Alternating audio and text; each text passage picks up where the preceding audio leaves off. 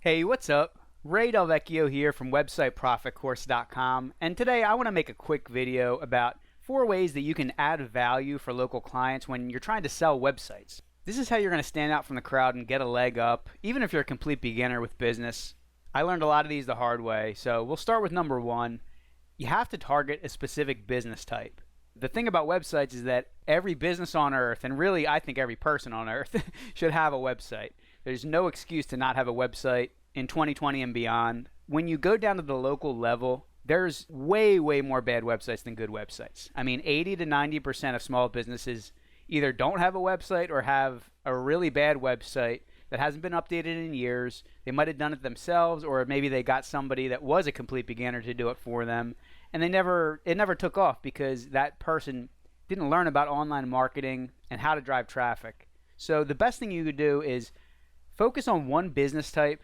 For me, most of my local clients are home service contractors, and you can even niche down further if you want to go into one specific niche. For instance, roofing or kitchen remodeling, something like that.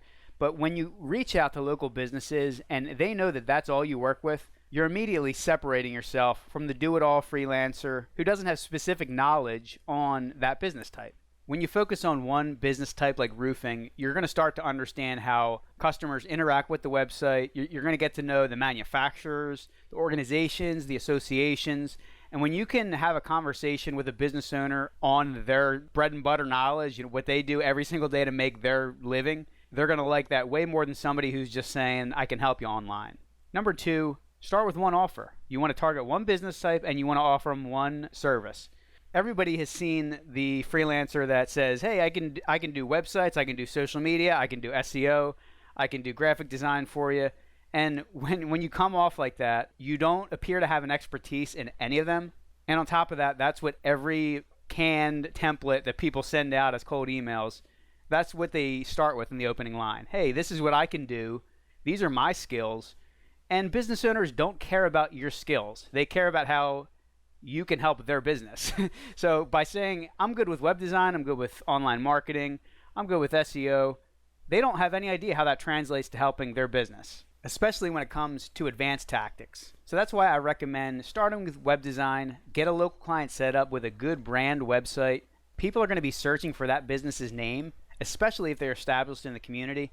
And the last thing that you want is the first or second listing to come up as a social network page or a business profile, like for instance Yelp, and have negative reviews on there. You want to have your brand website listed number 1 on Google when somebody searches for that company name. So that's a huge benefit that I would push in that initial sales conversation. And I think the best way to add on those other services is by upselling your current clients. Once you get enough experience with the other services, then you can test your offers and try and do a variety of things, but you don't want to start that way. Number 3, when you're reaching out to somebody that you don't know and they don't know you, that's cold outreach, the most important thing is building trust. And I think too many people go for the immediate sale.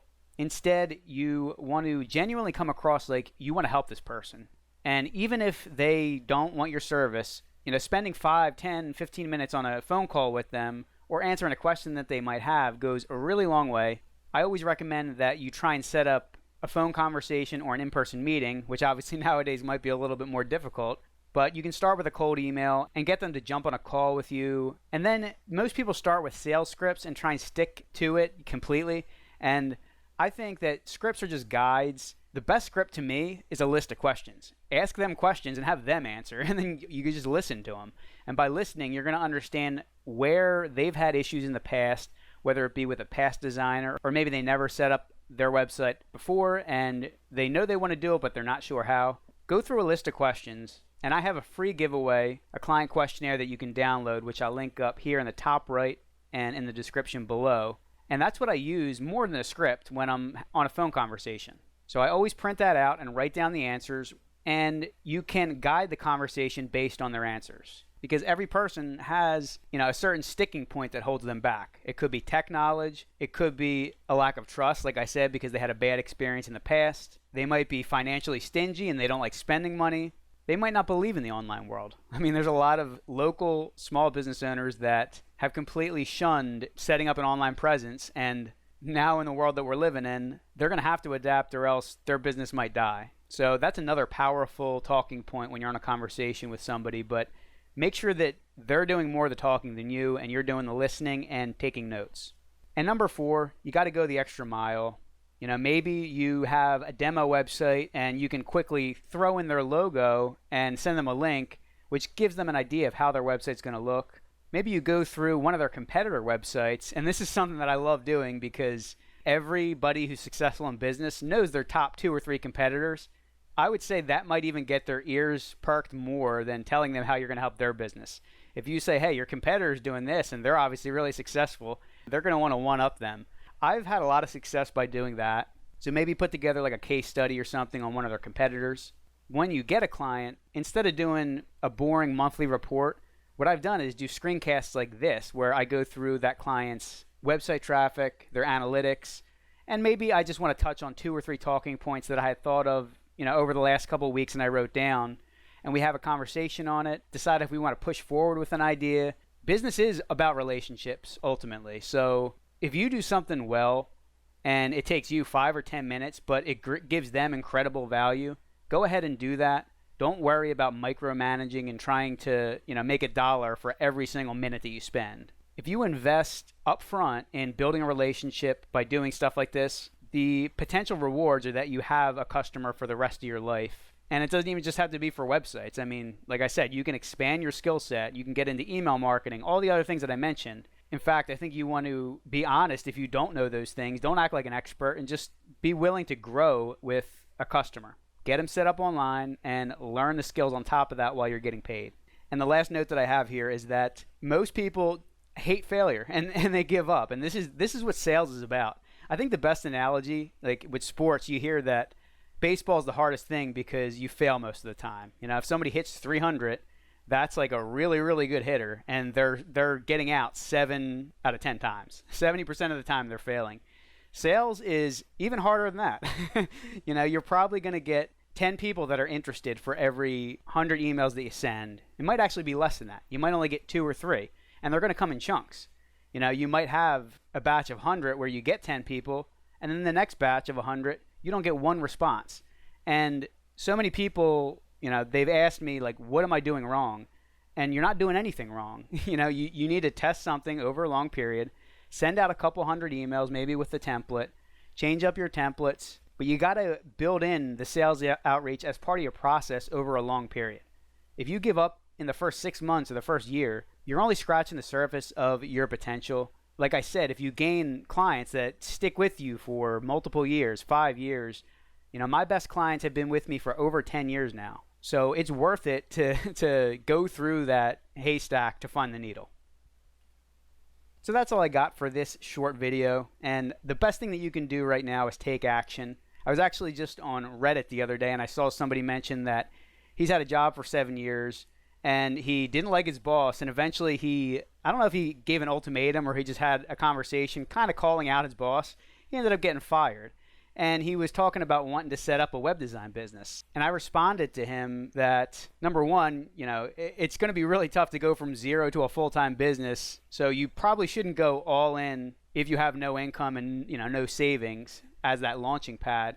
But if you have a lot of time and money's not your concern, maybe you're in college or just out of college, or you have a job and you just want to do something on the side, you got to start now and build it every single day. Make it a habit to build your side income so that it can potentially replace your full-time job, and you have the flexibility to work when you want, where you want, and add these skills that are going to benefit you for the rest of your life. I have a giveaway on my homepage, 15 tools to start your web design business. You can download a copy of that from websiteprofitcourse.com. I'll link that up in the top right. And if you're ready to go next level, I have a Business Pro membership where I go into much, much more detail describing every aspect of my business and my blueprint that I've used to identify the right clients and keep them over the long term so you can build a sustainable and predictable freelancing business.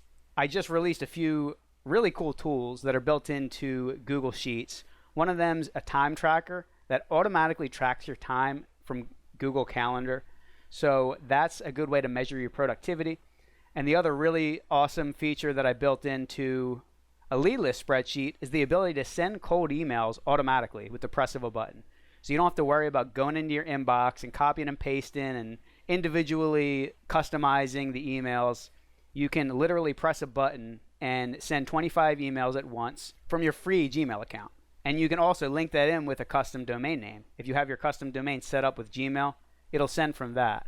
So it'll give you a really professional look, and you'll save dozens of hours over the course of the year if you're using that correctly. Check that out. You can go to websiteprofitcourse.com/plan. That'll give you more details, and I'll also include that in the top right, and links to both of these will be in the description below. I hope you enjoyed this video, and as I mentioned a few times, we're in a really weird global transition period where all businesses are moving online at a much more accelerated pace. So there's going to be a lot of opportunity. The easiest way to get your foot in the door is to go local, stay local. Most local business owners want somebody nearby that they can build a relationship with. So if you're that person, it doesn't matter what your skills are, you're going to have an advantage just because of that. And if you stick with the other value adds that we talked about in this video, you're going to be well on your way to success. Please give this video a thumbs up if it helped you out. I love hearing from my subscribers, so if you have anything to add or want to ask any questions, leave them in the comments below.